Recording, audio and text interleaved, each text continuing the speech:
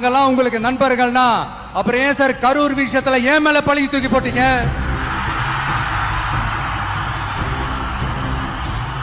உங்களுக்கு மனசாட்சின்னு ஒண்ணு இருந்தா அப்படி பேசிருப்பீங்களா? எனக்கு ஒரு புது ஃப்ரெண்ட், புது நண்பர் ஒருத்தர் கிடைச்சிருக்காரு. யார் தெரியுமா? தெரியாதா? முதல்வர் அவர்கள் தான். இப்போ ஒரு நிருபர் ஒருத்தர் கேட்ட கேள்விக்கு எனக்கு எதிரிகள்லாம் யாரும் இல்ல, அவங்க எல்லாருமே எனக்கு நண்பர்கள் தான் அப்படின்னு சொன்னாங்களே. அப்படி நாங்கெல்லாம் உங்களுக்கு நண்பர்கள்னா அப்புறம் ஏன் சார் கரூர் விஷயத்துல ஏன் மேல பழி தூக்கி போட்டீங்க?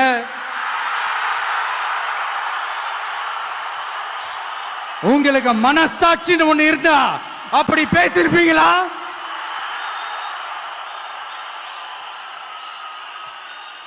அப்படி நாங்கெல்லாம் உங்களுக்கு நண்பர்கள்னா ஒரு ஈவென்ட், ஒரு ஃபங்க்ஷன் நடத்துறதுக்கு ஒரு இடமோ ஒரு பர்மிஷனோ ஏன் கொடுக்க மாட்டேன்றீங்க? எல்லாத்தையும் நீங்களே பண்ணிட்டு போற போக்குல அப்படியே பொய்களா அடிச்சு விட்டுக்கிட்டு இருக்கீங்க. உங்களோட உண்மையான நண்பர்கள் யாருன்னு சொல்லட்டுமா? லஞ்சம், ஊழல், அரசியல் ஆதாயம், இதெல்லாம் தான் உங்களோட உண்மையான நண்பர்கள். பர்சனலா நீங்க எப்படி வேணா இருந்துக்கங்க சார், நமக்கு அதை பத்தி கவலை இல்லை, நமக்கு அது அவசியமும் இல்லை. ஆனா உங்க ஆட்சி தான் தப்பான ஆட்சி, தமிழ்நாட்டுக்கு தேவையில்லாத ஆட்சி.